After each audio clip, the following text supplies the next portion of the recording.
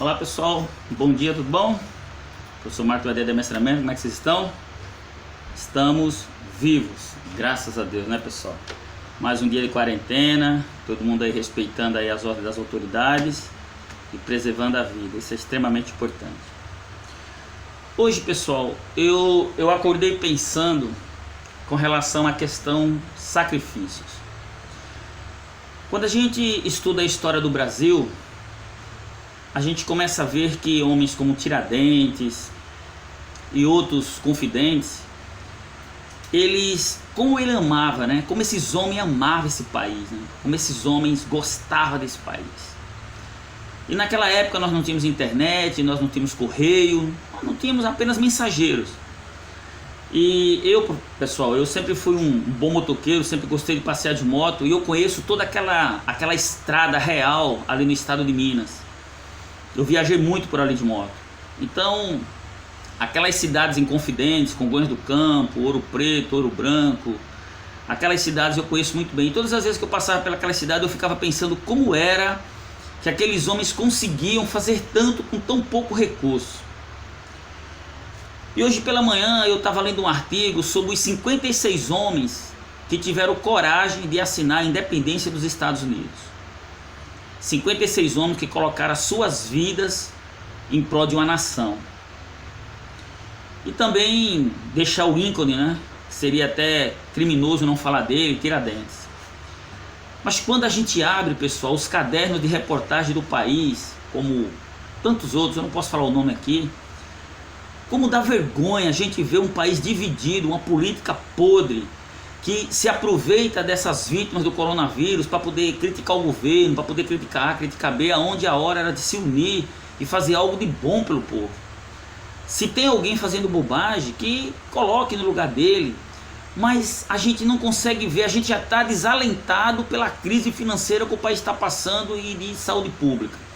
E ainda existe uma divisão entre os políticos, um querendo fazer campanha política em plena pandemia que o país está passando. Então, eu lendo a história da Inconfidência dos Estados Unidos, né, da independência dos Estados Unidos, eu vi que esses 56 homens, que infelizmente eu não consigo citar o nome de todos aqui, senão o vídeo ficaria muito grande, mas vocês podem pesquisar na internet, eles usaram 6 passos importantes para tomar uma grande decisão que fez dos Estados Unidos uma das maiores nações do mundo, pessoal.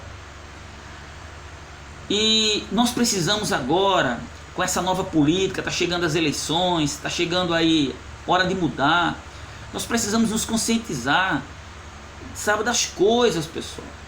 Meu Deus, você abre aí o caderno de economia do país, a economia caindo, as escolas fechadas. Lógico, não é uma crise nacional, né? Isso é uma pandemia mundial, mas não é hora de ficar em cima de um palanque político, criticando A, criticando B, quem faz, quem deixa de fazer. É hora de se unir, de unir o A ao B e fazer a coisa acontecer. Eu, Marcos, estou em casa extremamente preocupado, eu pago pensão alimentícia, eu pago água, eu pago luz, eu pago prestação, e eu não tenho de onde tirar, as escolas que eu trabalho todas fechadas, e você que está me ouvindo na mesma situação, o desespero está batendo, pessoal. Então, esses 6 passos foram importantes para que os Estados Unidos conseguissem ser o que eles são. O primeiro passo foi a decisão. É muito importante que a gente que quer ter a nossa liberdade, que a gente quer ter a nossa independência, seja ela no campo profissional, no campo empresarial, nós temos decisão, nós decidamos e aquilo seja irrevogável. Não que nós sejamos do Gabrielês, eu nasci assim, vou morrer assim, vou ser sempre assim, não. Mas quando tomar uma decisão, mesmo que volte atrás, mas ela volte atrás em pequenas coisas, não na totalidade. Eu pela manhã eu quero azul, quando é à tarde eu quero amarelo, quando é à noite eu quero verde. Isso é coisa de gente doido, pessoal. E é o que está acontecendo no país. Cada vez que você abre um caderno de notícias, aí seja qual for, você vê um país dividido, um país louco. E a gente que está em casa não sabe mais o que pensar. O segundo passo é a questão da fé. Muitas pessoas estão dizendo, isso tudo no mundo é Deus revoltado com o mundo. É mentira. Eu fiz 3 anos de teologia, conheço a Bíblia, li a Bíblia já 4 vezes. Deus tem coisas que é permissividade do homem, tem coisa que é permissividade de Deus. Eu vou dar um exemplo. Os sacrifícios, né? As pancadas que Davi levava, era permissividade de Deus. O maltrato que a carne de Jó teve era permissividade de Deus. A escravidão do povo de Israel no Egito durante 400 anos era permissividade de Deus. Mas Caim matar Abel foi a permissividade do homem, foi o coração mau dele. As brigas que existiam, as guerras, era a permissividade do homem, porque quando um rei entrava e era temente a Deus, não existia guerra. A coronavírus não tem nada a ver com Deus, Deus está longe disso, isso é permissividade do homem, sabe lá o que tem por trás disso, pessoal. Então para de ficar publicando porcaria na internet e dizendo que é a ira de Deus, que Deus está assim.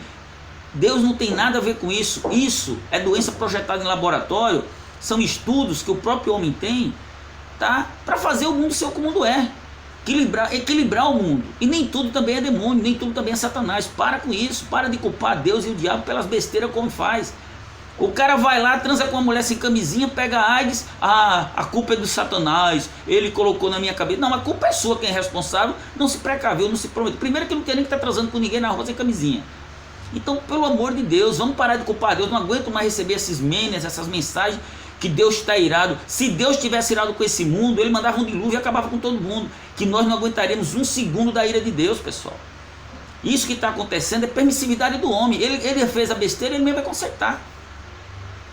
O terceiro, persistência. Ontem uma pessoa falou para mim assim: menino, você é existente. Você sabe a diferença entre a existência e a persistência? A existência, ela tem um limite, e a persistência, ela não tem limites. Muitas vezes um jovem quer namorar uma moça e ele vai ali, né, na existência, mas quando ele escuta a palavra não quero, ele desiste. Ele desiste. Isso acontece no campo empresarial. Muitas pessoas tentando colocar seus negócios para andar e as dificuldades são grandes. Então ele está persistindo. Quando ele encontra um não muito duro, muito vigoroso, ele faz o quê? Ele desiste. Então ele apenas insistiu. Mas aquele que passa a barreira do não, ele se torna um persistente. Marcos, certa feita eu gostava de uma moça. E ela me disse umas 10 vezes não, não, não. E eu continuei insistindo, persistindo, porque o não era até chegar no não era uma existência.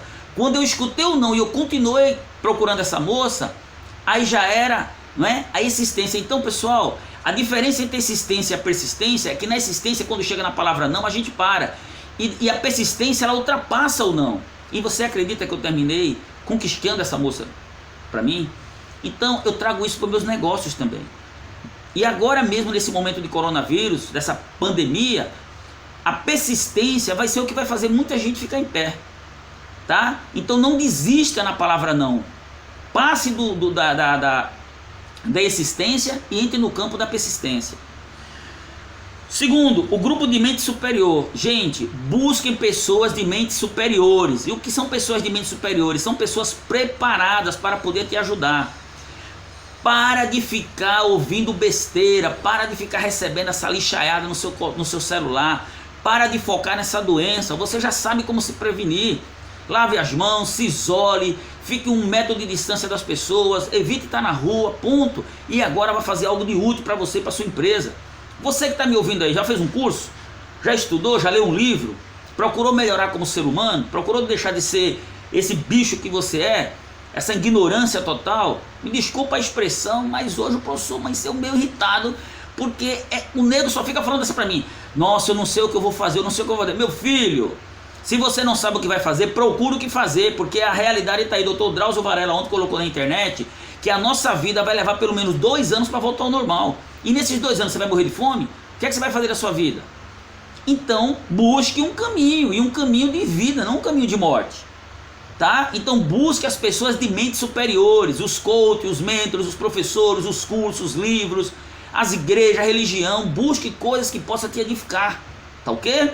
E para fechar o nosso vídeo, planejamento organizado. Não fique gastando dinheiro com bobagem. Nós vamos ter uma das piores crises. A crise mundial foi a última vez que a Bolsa de Nova York quebrou, e agora nós vamos ter uma crise 2 vezes piores. O dinheiro vai ficar escasso. Nós já estão falando em saque. O Brasil não tem uma potência como os Estados Unidos para dar $2.000 por mês ao americano para ele se alimentar. Estão falando em R$600, que não paga nem a nossa conta de energia, dependendo do tamanho da sua família. Então pare, agora não é hora de você ficar gastando dinheiro com superficialidade. Dê uma arrumada na sua vida. Comece a ver o que é prioridade. Mas também não pare de viver, entendeu? Não pare de viver. Mas comece a entender que dinheiro é perecível. Dinheiro ele é perecível. Uma vez que você não trata dele, ele estraga, ele some da sua mão. Eu estou bebendo a Coca-Cola hoje e comendo pastel amanhã. Sou miserável? Não, eu estou me precavendo porque daqui mais 2 meses eu não sei onde buscar. E se essa pandemia continuar por mais 2 meses, eu não sei realmente o que vai ser da minha vida, porque eu não tenho onde buscar. E você com certeza também não. Então, quando a gente olha que esses 6 homens, esses 56 homens que deram a independência aos Estados Unidos, eles usaram esses 6 processos, a gente fala, nossa, mas tão pouco processo para fazer os Estados Unidos ser o que é? É, pessoal, é. Nós precisamos entender isso. E nós tivemos homens nesse país que também fizeram isso. Os Inconfidentes, quem estudou a história do Brasil, na época que nós tínhamos história do Brasil na escola, nós conhecemos muito bem a história dos Inconfidentes, a história dos farrapos. Nós conhecemos a história do povo do Rio Grande do Sul que lutou pela sua independência, que brigou para ter o seu estado livre da opressão, os escravos. E hoje nós não temos coragem de fazer nada, nem por nós, nem por ninguém.